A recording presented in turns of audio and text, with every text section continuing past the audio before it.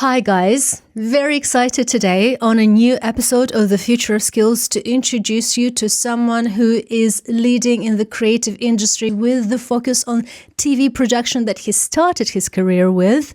No other than my guest, Matt Simpson, is leading the way in the podcasting world by being the head of production here at Brazen Studio, my favorite studio in London that is focused on releasing production and creating the podcasting show in London. So here you go. Matt, welcome. Thank you. Thanks for having me. We've been working together for quite some time now, haven't we, over the years, since The Future of Skills has started to air the podcasting shows here in the studio. So therefore, we'll talk a little bit more about your career in the podcasting vertical, your career in the TV production. We'll dive in a little bit more into how does it suit us today, the podcasting world? Why are we so driven about it? And is there the potential in it for the future as well? What we have on the podcast and the type of question that we usually ask our guest is, please introduce yourself in the 3 words of your choice. I feel like I have kind of an advantage here because I've been working on your podcast for so long. So I knew you were going to ask this question. But now I feel like any word I say is going to seem self-aggrandizing because I knew that you were going to ask this question. But in 3 words, how do I describe myself? I would like to think kind. I feel like, especially in the podcast studio, I feel like we try and, anyone who wants to come into this space, like there's a price for everyone. So like if you're someone starting out, like feel free to send us a message. We're happy to work with people. So I think kind is a good word. What's another word? I feel like adaptable. I think that's an important thing, especially in media. I feel like if you're on set, if you're working with people, circumstances change like at the drop of a hat. So I feel like you need to be adaptable immediately. So maybe that's a good one.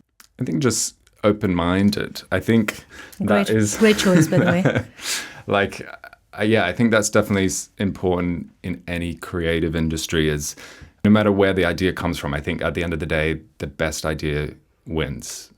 Absolutely. I think that's an important thing to keep in mind. In any job, in any life, it's in any conversation you have, always, I think my MO is going into that conversation with that person can have something to teach me, no matter who they are, whether they're, just starting out in the industry or whether they've got, 50 years experience. Absolutely. And it's the case as well of what I've noticed with regards to how you guys approach projects at Brazen is that there's this open mind element that you've mentioned, but it's also this drive, the talent, whatever motivates that person or the project owner to come over and suggest a new project, a new podcasting show as well, and how you guys then sift through so many suggestions, so many proposals to be able to then elevate the right type of production and then, suggest some other avenues for it to keep its flow. For sure. I think, people coming to us, I think we have kind of a bunch of different stages of a podcast in their career. Like some people might be starting out and they've never made a podcast before, and that's fine. Like we're equipped to kind of give them, segment ideas, and kind of start them from the ground up, maybe whether that's right through to distribution.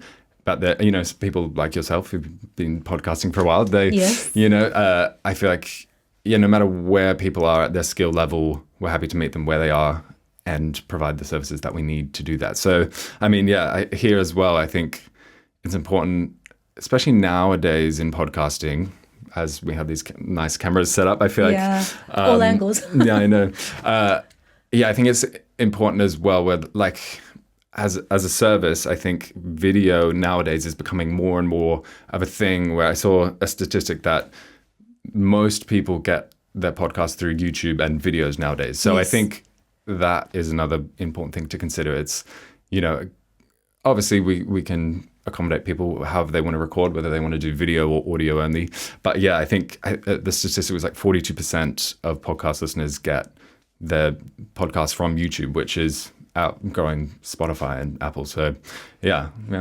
That's exciting, actually, that you've mentioned. And I was planning to dive into your words as to how you presented yourself by saying you're an open-minded and also adaptable. And adaptability speaks a lot about the industry itself, isn't it? Because you've just mentioned this video element of it. And I've actually got a few statistics around that, if you'd allow me, please. Go for it, because I thought it would definitely paint a picture around how the industry is working. So you mentioned Spotify, for sure. It's got currently 33% of weekly listeners in global markets are currently set to be on Spotify. However, Spotify has the new addition of video. It came through on the platform fairly recently, whereas YouTube is leading the way completely on its video production point of view, right? Because yes, they have released the audio only segment as well. So for whoever wants to, it even is called podcast tab on the channel. So whoever wants to just have that audio option, they can do it within YouTube too. But I think to your point of adaptability, I think the industry is so fast evolving that all platforms are kind of testing various formats and to see what works, what doesn't. But video definitely sits out there. And even BBC Studios with 16% at the moment, and Apple Podcasts with 10. Now, what's interesting about the podcasting industry as a whole is that around 584 million people worldwide are listening to the podcast as per the numbers that are completed for 2025. Wow, and then this numbers is projected to reach 619 million in 2026 and over 650 million by 2027. Now, you might be wondering what's the worth of the industry, isn't it? How successful it is from the revenue perspective. And that is telling us that at the moment, the industry is currently valued at 4.5 million podcasts globally in terms of the production. However, when it comes to the actual revenue, there's already 4 to 5 billion annually globally in it. Yeah. Which is mind-boggling. Yeah. I mean, that's the thing. I think there's lots of talk nowadays. I feel like podcasting went through a massive boom probably around, I would say, like 2017 to like 2020. There was a lot of money in generating new podcasts. That's when Brazen Studios set up, and obviously we had our own podcast that we created. I think it is going to be an industry that continues to grow. I think nowadays, though, people are looking for more curated content, and I think well-produced content. I think at the moment there's lots of obviously AI-generated content. We'll tune into that. I'm sure we'll get to that. But I think when there's lots of AI slop that's happening and permeating different people's feeds, I think people are looking for an interesting perspective. I think that's what people want nowadays online, is that they're looking for a perspective that's curated rather than AI generated or something that's been prompted to them. So I think, that's definitely something where I see there's still growth in the industry. But I think it will, whether it's going to be money coming from the top down or whether it's going to be more independent creators coming into the industry leading that growth. But I think there's definitely still room for that growth. It definitely sounds like being the case. And I was really curious about what you mentioned around being curated as a type of content and AI generated. And I know that I've dedicated the entire set of questions on AI, of course. But when it comes to the actual transitioning mode and the fact that we're currently in the phase where there's the exploratory element of it in the mix, where, be it brands or independent creators, they're all looking into various avenues as to how to best approach this industry. Because from the perspective of, is it being actually engaged with? We've already got the statistics. It's 700 million hours of podcasting content on TVs alone. Now there's a merger between the TV and the podcasting world, isn't it? Hence why your experience comes really tuned in, for right? sure. I mean, I guess we haven't really talked about my how I came up but I think that's how I started is in TV. I'm a musician as well, so I've been producing music since I was 15, I think. So I'm 28 now. But I mean, when I was 15, someone, a high school friend, just gave me Ableton Live, which is like a music production software. And I started making out kind of really just, I think as every music producer does, just really terrible hip hop beats. You're saying now, I'm sure back then it was absolutely stunning. No, it's unlistenable. But I feel, and then obviously I've got better and better over the years at music production. But then so I went to uni for music and film. Yeah. I studied music production and film at university. And then throughout, university was working with a bunch of artists in Sydney, which is where I'm from. Yeah. And then over that time, I think about 10-ish years that I've been producing music. So I had also started working in film, and I kind of worked my way up and started as a runner, I think, as most people do in TV and film. Yeah. And especially in Australia, I feel like a lot of the content that Australia makes in TV is reality TV shows. I feel like that seems like it's most of what we do in Australia. But yeah, so I started, my very first job was on Australia's Got Talent. Mm-hmm. So I was a runner on that, and then kind of worked my way up. I was a runner on a bunch of different dating shows, a show called Lego Masters. Right. Think like MasterChef, but people building massive Lego sculptures. Exciting, isn't it? Yeah, it was a fun job. And then my last job in TV was a music producer on The Voice, so the singing show. But yeah, it was a great job, and like a big part of my job was like casting, so working with the artists, making song like edits up for the band to perform live, stuff like that. So I think, yeah, it was definitely a very fun job, and I do kind of miss the energy of being on a big set. I feel like there is a certain buzz, and it is, don't get me wrong, it's like very hard work. A lot of the times we were doing 15, 16-hour days, working 70, 80-hour weeks, which is just kind of the norm in TV. But I think people really love what they do and are really good at what they do. So I think, yeah, it's very inspiring to be in an industry like that, when I think everyone is working really hard for the same goal. So I think that is what I loved about TV and film, where I think there really is a great work ethic that's instilled. That's how I kind of came up. And then obviously during that time, I was producing with lots of different artists, producing music for The Voice. And then moving over to London, I moved over with my partner. We both worked in TV, and I think both of us kind of naively were like, oh, we'll be able to find a job really easily in TV over in London, not realizing that the industry in London is really tough at the moment. It's basically like 50% of the industry is out of work in film and TV. Is it? People with 10 plus years experience not getting looked at for jobs. So I think that, coming first over here, I was a bit shocked by that. And I think it is a little bit of, a hangover from moving from legacy media. And then obviously slowly we've moved to digital and on-demand services. So you're saying this is one of the key reasons as to the shift? I think there's definitely a shift into, obviously streaming services nowadays is the main way that people watch the content. But I think Australia especially, I think, was quite slow in that change to streaming and on-demand, where, The Voice, the last job I had on, was still on a legacy network, Channel 7, for any Aussies watching, know what that is. But yeah, so I think London and Britain, I think, was a bit faster in that change to streaming services. But I think the funding now, and especially nowadays with all the mergers that are happening, the Paramount, Netflix, I don't actually know where we are now with the latest mergers, but I think Paramount is set to incorporate Warner at the moment.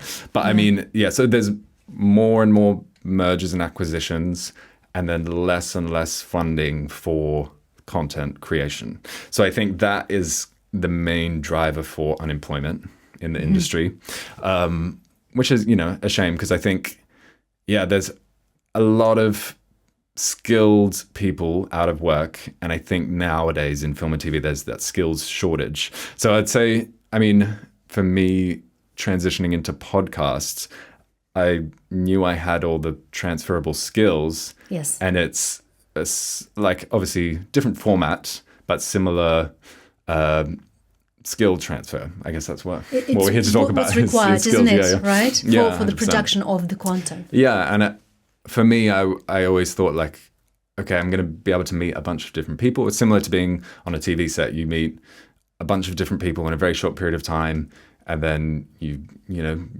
become friends and work with them. And then sometimes you may never see them again after, however long you work with them.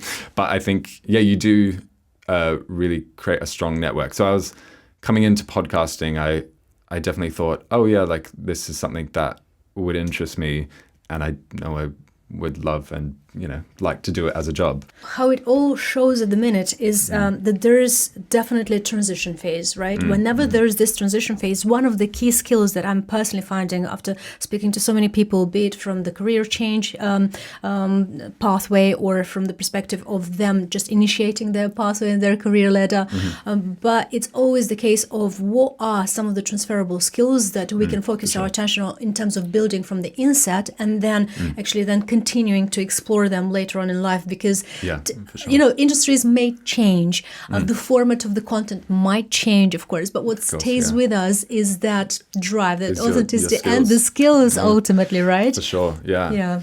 In terms of like transferable skills from TV to podcasting, obviously they're video format, so I think even just basic stuff that people learn at film school of like how to frame up a shot or stuff like that. But I think definitely working in production in films, you realize like how crazy just a feat of administration and logistics, putting a TV show or a film or even a podcast together. It really takes like a village of people to put it really does to put together a movie or a film. And I think that for some people who are creatives, maybe doing the admin and making a spreadsheet to track, hours or, a run sheet of the day, that maybe isn't the most exciting skill to learn, but it really is so important to know how to do, because I think it's one of those things, just anything that you do in life, it's important to know how to do admin. So I think, as maybe boring an answer that is, I think that really was one of the biggest skills that I learned coming up in film and TV, that I was like, this actually is very important, that most people need to know how to do. So I mean, stuff like that, obviously audio side of things. I mean, podcasts started off as an audio only format. But I mean, I think in terms of skills there, I would also say like I learned 90% of what I know from YouTube and online. My university course was not that great for music production. Insightful. It was interesting. I think, I mean, my very first, I also went to a university that wasn't like specialized in film and TV. And I'm sure there are great universities and courses that you can do, but my particular one that I went to, our very first course that we did, they just gave us a camcorder and said, off you go and film something. And I went, I'm paying $5,000 a semester to be like, and you're just giving me a camcorder? All right, okay, great. So, and stuff like that. So I think go and figure out yourself as well. Like, you can't wait around for people to tell you what you need to know. You do really just need to go and figure it out yourself. I think, especially for music and audio, hours and hours of YouTube learning and getting into YouTube wormholes. I think, that is, I mean, maybe good advice, maybe bad advice. Spending hours and hours on YouTube, but no, I think it genuinely, I think figuring out stuff for yourself and making your own content, I think that's how you learn the quickest, is by just doing it yourself. I think you can maybe sit in university and be taught about it, but I think especially for creative industries, jumping straight into the job and experiencing firsthand, that I think is invaluable, of just how much you'll learn and pick up just by being on set or doing the job yourself. So I think, and I think that's probably the same for most industries, is you can spend years and years at university, but as soon as you start a job, I think obviously there's some transferable skills that you've picked up, but I think it's like any job that you learn by doing it. So I'd say that's That's a very insightful share that you've just mentioned, because ultimately, I've had, you probably have seen from our past guests, people who would be working, for instance, in their HR position in high-end corporations who would come and say, companies are not career builders for people. Like you have to have your own interests and put forward the skill set and develop them on your own, as opposed to expect the company, or in this case, the university, to cater to your own individual needs. Because ultimately they have like thousands of students in their umbrella, and then what they need to probably provide is that initial, touch, initial trigger, if anything. Of course, to your point, you're paying $5,000, so you kind of want to see some value coming from that as well. I think there was definitely, back when I was in school, and that was just kind of the norm or the expected thing, is you'd go to university, you'd then get maybe a higher paying job, and that's the trade-off of you paying more money to get this higher education. When nowadays, I think that higher paying job at the end of the university is not guaranteed. So I think that's why lots of young people nowadays, they're not going to university, because they aren't really buying into that model of, okay, well, I'll go and spend this money, train up, and then I'll get a higher paying job, where that doesn't really exist now. I mean, obviously it's different for every industry, where I'm sure, medicine and law, stuff like that. Yeah. Still, I think very important to have these institutions. But I think, industries like media, no one has ever asked me about my degree in any job that I've ever done. But yeah, so I think that is, obviously, depending on what career you want to go into, I think it's definitely, if I had my time again, I probably would have not gone to university and just gone straight into the field, to be honest. Yeah.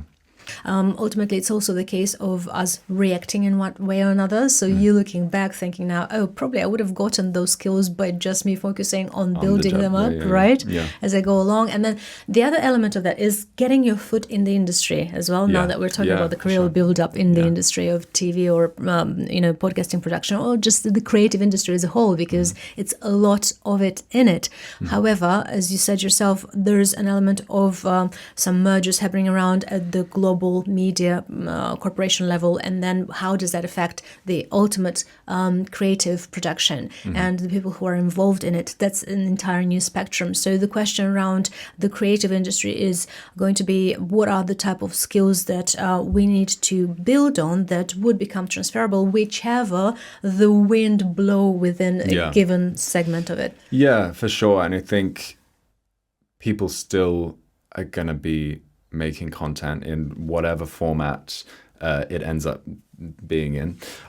So I think, it is one of those things where, I mean, some of the stuff I learned at university for my media theory, I think TikTok had just come out maybe whilst I was there, potentially. But I think a lot of what I was learning has all probably changed since I was at university. So I think it is, as you're saying, it's one of those things where I think you do kind of, that goes to one of the words that I said at the start, was adaptable. Is I think you do really need to kind of just figure it out as the industry changes, which is it's maybe not so helpful just to say figure it out and you'll just do it and you'll figure it out. But I think it is one of those things where I think in any industry you do kind of need to see where things are slowly changing and see maybe where the skill shortage is and how you can maybe get into that. I don't know, we might get into the conversation about AI, but I think that is one of the things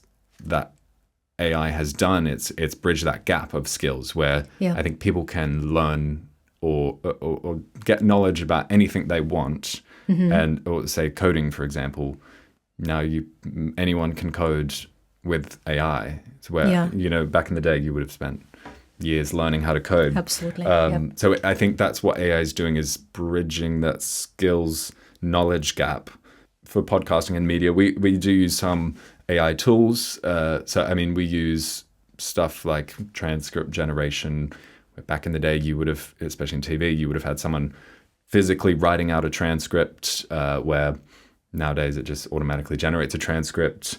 Nowadays with podcasting, you can basically edit it in 20 seconds with AI. We don't necessarily do that for all of our podcasts. I think we also like to do a more bespoke, tailoring to our edits. I think there's some things that AI is good for, where if it can if it can reduce the time spent on maybe those tedious tasks that take up a lot of time, then I think that's what AI is good for. But if it's taking away the creative side of the job and what people get out of the job in the first place, I think that's maybe not a good thing. With regards to, and now you're making a nice shift into this question, with regards to the type of content that's currently being created, of course, there's an advent of AI-generated content. Also, with regards to the podcasting type of content, right? We're hearing here and there that AI generates or is being used to generate podcasts from end to end. For instance, most recently in the industry, there's been a news that Matthew McConaughey has made the first step, if you like, from amongst the Hollywood stars to be able to license his voice to a basically company. Patented his likeness for AI generation. Yeah, I mean, it is one of those things where I think there's potentially a lot of risks. And I think, definitely with content generation, I think obviously the term AI slop, and I think it's definitely a negative thing. But I think whether we'll see, I think in 2026, whether it's going to be interesting to see whether people will reject these platforms for allowing this, this AI-generated content onto their platforms and will kind of turn away from it, or whether people don't really care, and whether that, I think especially platforms like TikTok, where you're maybe just scrolling mindlessly. That's you can't know in a second if it's AI or human based. And I think, but sometimes with like say Reels or YouTube Shorts or TikTok, you're kind of chasing that dopamine spike. Like that's why people stick on the platform, and I think it's kind of biohacked our attention. So whether people will actually care that it is AI generated or not, I think that is going to be the interesting question, like in the future, is whether we'll see people. I think there's a large percentage of the population that do care about the content that they're consuming, and whether a human being was on the other side of that, or whether it was an AI generated video. We're seeing some of the things in the music industry where there's lots of AI generated music at the moment, and a lot of it is blowing up and doing quite well on Spotify. And I think when you're talking about risks as well, I think especially in the music industry, there's a lot of risks in terms of like publishing, copyright, who owns the underlying rights to this generated content. I mean, there was an artist that I briefly worked with. He was another producer in a session. He basically made this AI generated song. I think he produced, himself, the majority of the instrumental, but then used an AI generated vocal. So he sung the vocal that he wanted over the song, and then got AI to generate its own vocal to put over the song. He released it. It blew up on social media, did really well. I think it had like 6 million streams in the first couple of days. And then it kind of sounded, I don't know if you know the artist Georgia Smith, but it sounded a little bit like her vocals. And then her team basically got in contact with the artist and said, hey, this is copying Georgia Smith's likeness. You need to take this down. Spotify then removed the track. They said, yeah, it was AI generated. And I think at the moment there are kind of blurry laws around what AI generated content can exist on platforms like Spotify. Where at the moment, I think the only legal requirement is that you have to basically flag if you're uploading a song or say something like that to Spotify, you have to flag that it involved AI generation. So that's kind of the only bar to pass. And I think in terms of this guy's case, he didn't flag that it was AI. And I mean, regardless of whether it did sound like Georgia Smith or not, I think that was why Spotify pulled it down. Basically, Georgia Smith's team is trying to sue this guy for using her likeness. And I don't think basically to generate this AI vocal, I don't think he ever would have intentionally said, I want this to sound like Georgia Smith, and prompted it to do that. But that would be an evidence in the case, isn't it? But I think the fact that you don't know where these AI models were trained, like whether they were trained on her vocals. I think a lot of AI generated music was trained on lots of people's music to start with, and a lot of artists didn't opt into that training. So I think that's where it's a bit of a legal blurry lines. I think nowadays, like there's platforms like Suno, who is an AI music generated platform. They say they have their own producers who are training the platform, but we don't really know. They're not telling us how they've trained it. So yeah, I think that is definitely one of the risks involved, where stuff like publishing and copyright around music, who knows who owns it? Because is it in the future, could we learn that, it was trained on these artists, and it has been in some cases. Do the artists own the copyright? Do the people who prompted the AI own the copyright? Do the AI companies own the copyright? We don't really know. And I think that's kind of the scary thing in the music industry at the moment, is we've got these legal kind of gray areas that no one really knows what the right thing to do is in these cases. And I think people will continue to use AI in the future.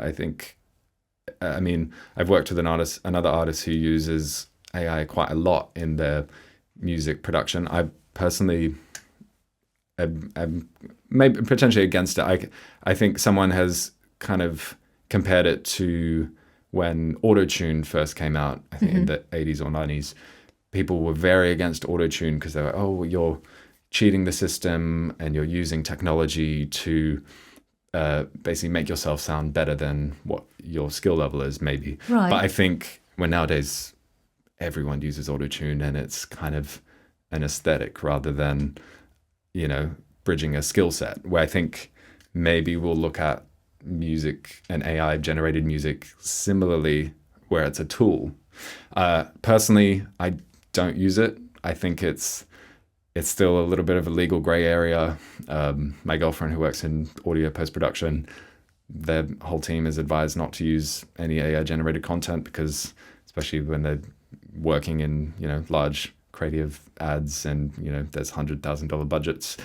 Absolutely. There's just too much risk involved with it. But yeah, so I think that is definitely, especially in music and audio, I think that is one of the biggest risks with AI at the moment. Well, absolutely. And I think back to our point initially that we started to discuss about the fact that at the moment it's this transitioning phase. And whenever this transitioning phase comes along, until the legal has figured out, or the regulations have been put in place to be able to then put a little bit more of a strain into this. But until that happens, because it's a bit more of a procedural timing involved, with that needing to be more clarification in place. But at the same time, the usage comes into place, where the usage itself will tell us how much more of a need into this type of content will there be. Because ultimately the question I would put, what's wrong with the human content to start with?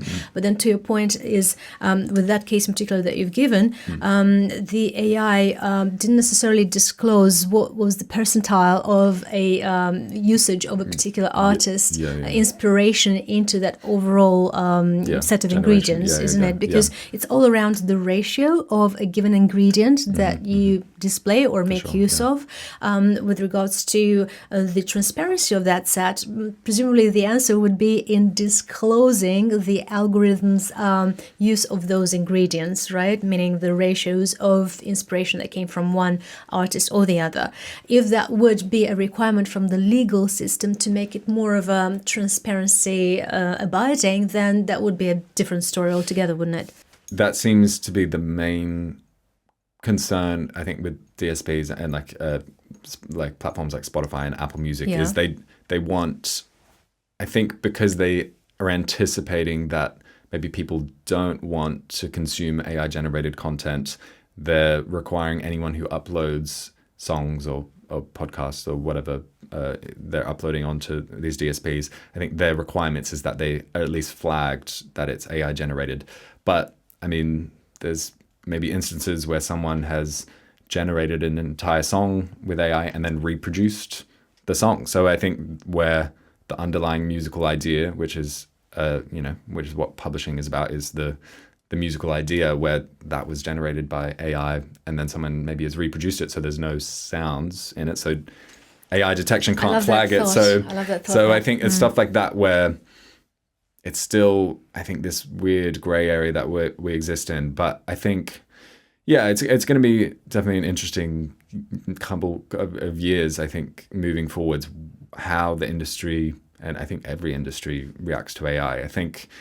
I mean, we're talking about obviously the legal ramifications of just music publishing and all those stuff, but I think there's obviously a lot larger existential risks involved for sure. with AI. So I think, yeah, that is one of the things where I think, yeah, as AI gets better and better, I think the concern is that because, I feel kind of sorry for graduates coming out of university at the moment, where a lot of these entry-level grad roles, which might have been a bit more mundane, maybe data entry tasks, they're all gone now because AI can do it like infinitely better and in a much shorter time. So I think that is kind of the risk at the moment, is there's going to be less and less of these jobs. So I think it's how, as an economy, like where do we put funding into? Do we have something like universal basic income to help out, until we figure out a solution to this? I think that is maybe a bigger existential risk that I don't really have the answers to.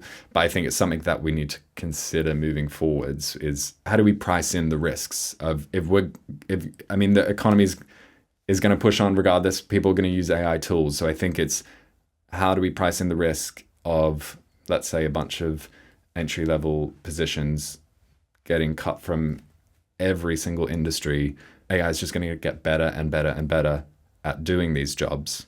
So I think what we need to consider going forward is basically, as a society, how do we value labor? I think that is the bigger existential question, is where I think in the economy the power is in labor. And I think when you don't have to put as much capital behind labor, the question is where are we placing the value in that system? So I think that is the maybe bigger existential risk around AI. Yeah. It sounds like, and we've had this discussion, in fact, with various notorious markets leaders within the AI space that do have a say with regards to the regulations of AI on the podcast as well. And one of the key discussions that we've had in that regard was, shouldn't there be any particular roles that need to be protected from the use of AI or the emergence of AI in it? Because if basically we're not saying that any single role is up for grabs for AI, then it becomes very difficult in terms of trying to suggest which route for the graduates to navigate towards, as to make it a bit safer for them, or a bit more guaranteed that yes, they can still build a career of what sorts. Because at the minute, the speculations, as you know, are humongous with regards to where to go to, as to where AI won't be as prominent in terms of career build-up. For sure. And I think in terms of viewers, for what they can take away from this conversation is I've had a couple of podcasts record here talking about AI, obviously, and I think I can't remember the name of the man, but he was basically one of the ex-Dragon's Den guys, but he was basically saying that you should try and train up in how AI works, and basically how AI prompts are generated, and maybe, because I think that will become a new market, is how to prompt AI to maybe get the best answer out of it. So I think that will definitely become a new kind of skill set in a new area.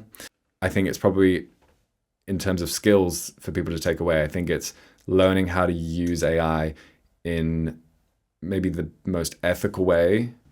I think I'm getting under the tune of it, trying to understand what you're saying here. Is we've discussed that there aren't necessarily secure and very robust regulations with regards to the use of AI, and you're mentioning here, and what you just said is the the ethical aspect of it, right? And the fact that probably if the risks of overutilizing it were to be known at a larger scale, then there would have been a bit more of a mindful approach to it, because when there isn't this understanding with regards to the case that you've given just now, right, when there is now a lawsuit against the artist, then anyone can at the moment be prompted by the 6 million likes or views that they could get on a given content. But if they knew that then the risk of overexposing themselves with the use of AI would be to get a lawsuit against you and to pay however much, then is it really worth it to get those 6 million views or whatever, Yeah, and I think obviously for, a lot of people in the music industry, I think people are definitely turning away from AI and I think don't like anything that's AI generated. I think a lot of my friends that I talk to are very anti consuming anything AI generated. I think we will find out in the future. But I think, it's an interesting question of what generates the content cycle. I was watching, I don't know if you've seen the new Louis Theroux documentary, The Manosphere. But it's a tough watch. I did a documentary today with this guy, Louis Theroux. Do you guys know who this is? Louis Theroux. Oh, shit. He's gonna do a hit piece on me? Careful of this fella, mate. Evil smile. He's so woke, his wife makes him pee sitting down. There was a funny moment where he's like, what do you think Snakeo's message is? Do I sound like that? A little bit.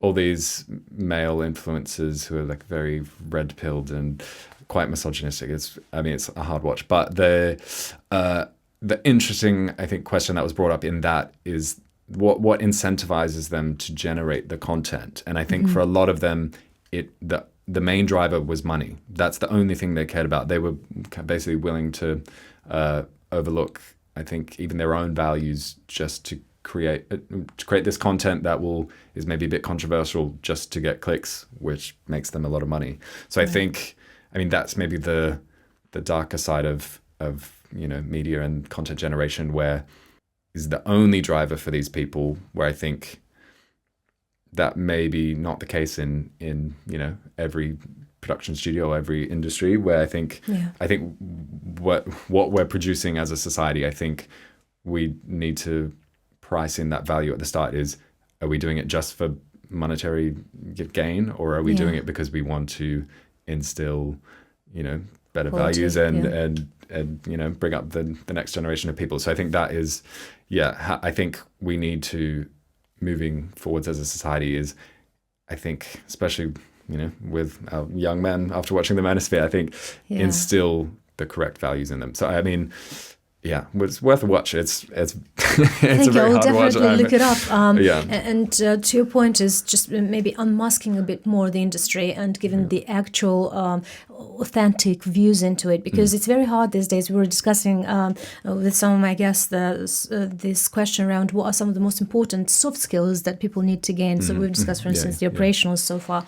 The soft skills as well is this critical thinking. So the critical thinking becomes really important for you to be able to make sense of the world ultimately, but how are you going to be able to do that if the content is being generated, most of it, for the sake of revenue, for the sake of clickbait? If that's the case, then your view of the world might become distorted simply because the short form gains from this type of content might lead the way. But again, there needs to be more the sort of episodes and content of what you just mentioned layered out, so that we can see the darker side of all of these shorter gains. For sure.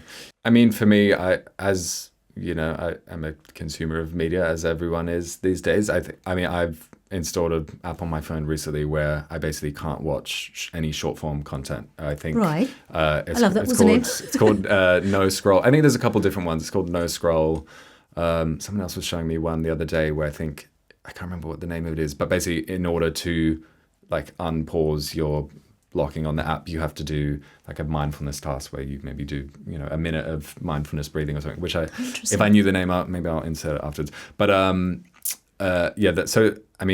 for me, I'm basically trying to not watch any TikTok, Instagram reels, just because I think they are time wasters, distractors. And I think I've stopped watching it for maybe 3 months now, and I think I've already noticed that maybe if the first week I would just be clicking it unintentionally and I'd go, oh, what am I doing? And obviously it just blocks you from doing it. And I think after, a couple months now, I've definitely noticed that my attention span is maybe getting slightly better. Isn't But it? Right. Yeah, it is crazy it's the way that those platforms work is by hacking your dopamine reward system and your attentions. And it's, that's, the point of short form videos. So I think it's one of those weird things, especially for podcasting. I think it also helps podcast growth. So I think it's one of those things.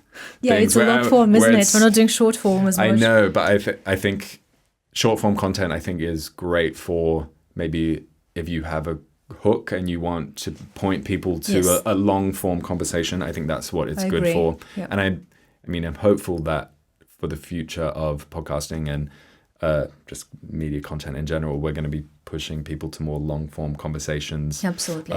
That's where the golden dust lies. Yeah, and I think back in maybe the legacy media days you had people like Piers Morgan, shouting over, and Fox News shouting over the top of each other, and kind of that was just maybe the older version of social media, where I think maybe you're getting the tiny bits of then the surface level knowledge of these ideas, but then I think what's great about these long form conversations is you get to have a deep dive into these topics and explore it a little bit deeper. So I think I'm hopeful that people will kind of move into these more long form conversations. But I think, that's why podcasting is doing really well. I think people are moving to those forms of media. But yeah, so fingers crossed for the future that I loved how we've discussed about protecting your attention ultimately, right? Yeah. And the tip that you've shared around having this app that allows you to focus all your attention on some other more interiorized things, as opposed to the values that are out there probably for the shorter form content that might give you some gratification initially, but it's not something that will give you the actual informational value as much. Or I'm not necessarily advocating completely against what people do with the short form, but still, when you're putting a trade-off on the table and trying to figure out, okay, where am I actually spending my time on? Maybe I need to get out of my house to walk a little bit in the nature and then reconnect with myself 100%, there, or maybe read a book or whatever other activity, sports activity, But I think we're fingers crossed. I think this year we will see a move away from short form content into long form. I think that's why Substack nowadays is doing really well. So I think indeed, yeah. So I think people are going and reading more long form pieces rather than a couple of headline articles. So I think that's where I'm hopeful for the future. Is I think people do want this type of interaction with media. I think people are going to consume media regardless of what type of content is produced. So as content producers, I think it's important that we produce the right things. Absolutely. I so agree with you, especially when it comes to this use of content for the purpose of finding the right point of view. And then the point of view comes with your understanding of how do you make sense of the world ultimately. And that is a long form content that can't be exposed in a short form unless it's a short statement that, as you said, will drive the attention to a longer form, will be that trigger or that teaser that will create that interest initially. Ultimately, when it's something of value, that needs to be transitioned in a form of a bit more explanatory manner as opposed to a very short, forthcoming one. So there's this definitely difference there. I would also highlight the fact that the Future of Skills, the podcast that we've been working together for quite some time now, and the podcast is now in premiere, going to be featured in an offline event with the partnership that we're having with the London School of Economics. There will be the 12th of May event where we're going to prepare a conversation in a unique format with the ex-global CEO of Avon, Angela Crețu, who will come and speak about the leadership skills in the age of AI. There will be a lot of students out there as well, young professionals, but also career change makers, people who are interested in finding out a little bit more about how to make sense of the world that we're living in with regards to the use of AI, with regards to to the use of our own soft skills that we can build up upon, and make sure that there is this value out there for the longer run, as opposed to the short-term gratifications that we've just discussed with Matt on the show today. I'm really grateful for our discussion. Yes, no, thank you. Yeah. I think that, we are touch basing on the topics that are of, as you said yourself, existential value when it comes to the content creation, but also the consumption of, because in so many other conversations that I've had so far with regards to how we consume the content, it comes about as a food for our inner body, right? Yeah, Because the way that we function is, the brain has its own food, and that's the use of content. The body obviously nourishes itself from many other spectrums and the ingredients. But the mind itself needs to be nourished from the quality of the content that we put out there and that we gain in return. So with regards to that, is there anything that you feel we might want to tune in our attention a little bit more and have a discussion over before we wrap up? Before we wrap, I feel like we've covered a lot of ground. I feel like I'm also, hopefully I haven't been too doom and gloom about No, actually, that's exactly what I wanted from the discussion as well, is this element of authenticity versus the automation, isn't it? It's one or the other. Yeah, I think so. I think that's, authenticity, I think, is often been a buzzword around, well, maybe not necessarily just a buzzword, but I think an important thing for anyone who creates content, whether you're a musician, an artist, whether you're making a podcast, I think people can really smell it out quite quickly if you're not being authentic. I love how you put it, smell it out. Yeah, absolutely. I think, you really can tell when people are hemming it up for the camera or which is fine sometimes. I think maybe that's the format requires it, but I think especially, in music and, in film and TV, I think you really can, I think most people have a kind of a sixth sense about that stuff of when they can feel someone's not being genuine or authentic. And I think we had a media theorist from Melbourne on one of our other podcasts, Eugene Healy, who's great. He's got, actually, we were dragging short form content, but he's got some great short form content. But he was actually talking about, I think people really valued this idea of authenticity, but I think he was also talking about, it's not just authenticity, I think it's more the idea of a considered persona online, but people know that it's a different form of self from our actual self-identity. So I think it's important to separate, I think, those two ideas out and realize that you can be genuine in your day-to-day reactions, because I think we all tend to mask and have different kind of personas when we interact with different people. So I think when you're creating content online, I think what Eugene was saying is what gets more eyeballs is having a considered persona. So I think that whether that's music, whether, that's being a content creator online, creating short or long form content, I think it's, and even just for branding is what is your brand's persona? I think that is maybe a good takeaway for people to have consider kind of what in that persona could include, like an aesthetic, maybe an archetype of, so for Eugene, he was saying he's like a professor at Melbourne, so his online persona is a professor. So I think it is consider like what your branding, what your archetype is as an online person. Because I think if you're trying to get authenticity out of someone who's online, it's always going to feel like there's a disconnect because they're masking online. It's not a genuine interaction. You have this weird parasocial relationship with them. So I think if you're an online content creator, I think that's just something to consider maybe as you're generating content. But Can't agree more. In fact, if you'd allow me, the last question on the show today, I would ask around this interest that the brands are gaining these days more towards podcasting. And I know that there's phenomenal examples out there already by some of the brands such as Expedia, who are running their podcast on some of the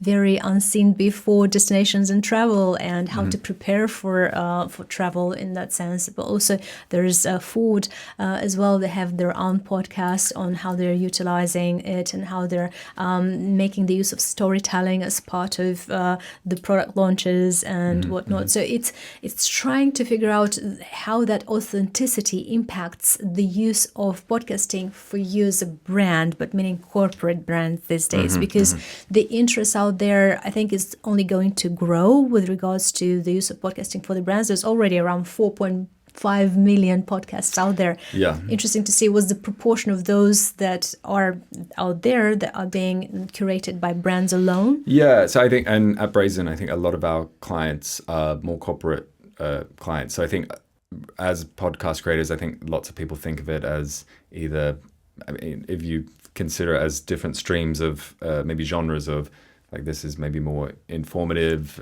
and conversational, maybe there's comedy, maybe there's stuff. I think brands can also think about podcasts as like showcasing their product. People are kind of drawn to this conversational format. So if you're a brand and you're looking to kind of sell your product, I think people are interested in hearing a conversation around that product. So I think, rather than maybe thinking of it as, oh, we need to come up with a whole podcast, I think you also can kind of maybe have a short form conversation around it, and that's totally fine as well, if that's the type of content you want to make.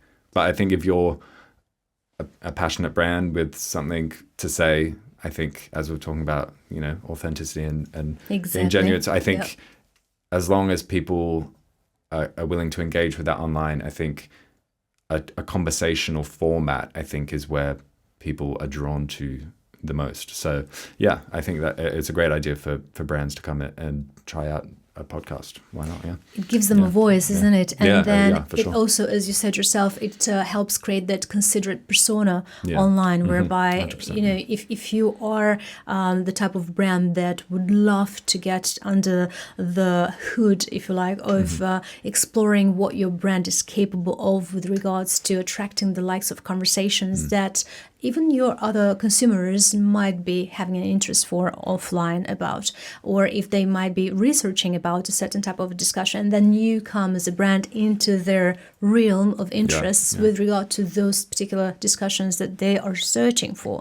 So I'm sure there's a lot of art when it comes to the research that you guys can put behind also before preparing that juicy ingredients for the use of the podcast or putting that podcast together. But as you said yourself, brands can also think about podcasting as a one-off type of an interaction or a discussion. I think so. That's the thing. I think people think of podcasts as having to be like a consistent week-to-week thing. And I think, obviously, depending on the type of show you're doing, I think that's what successful podcasts traditionally are. They're usually like a week-to-week format. But I think if you're maybe wanting to just showcase a product, there's no reason that has to be a week-to-week show. You can just come in and show off your product, and then that's all you need to do. You don't need a week-to-week discussion about that product. So I think, that's absolutely, definitely something that if brands want to come in and record, even just like a product explainer video or have a conversation around those products,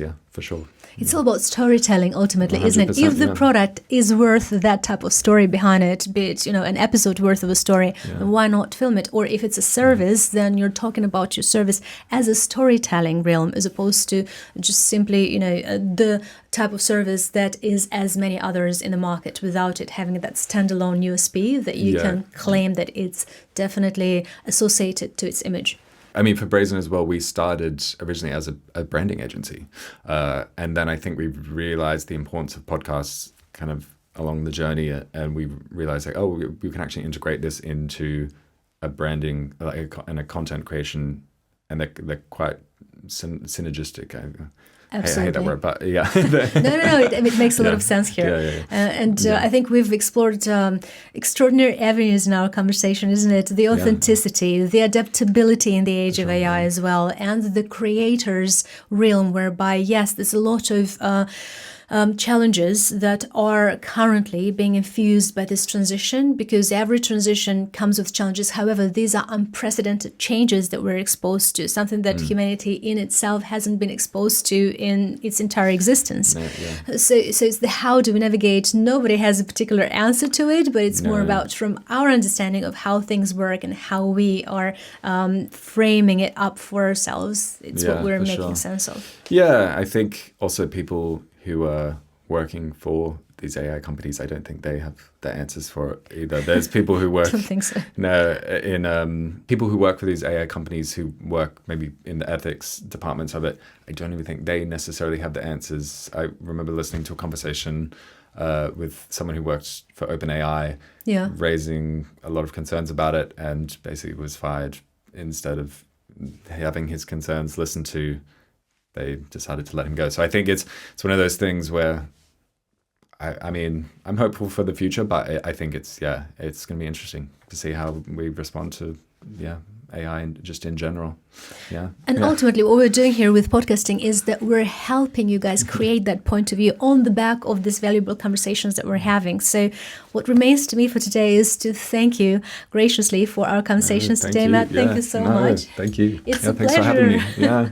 Well, let's Great. hope to have a bunch more podcasts like this in the future. Yeah. Yay, I'm only pro.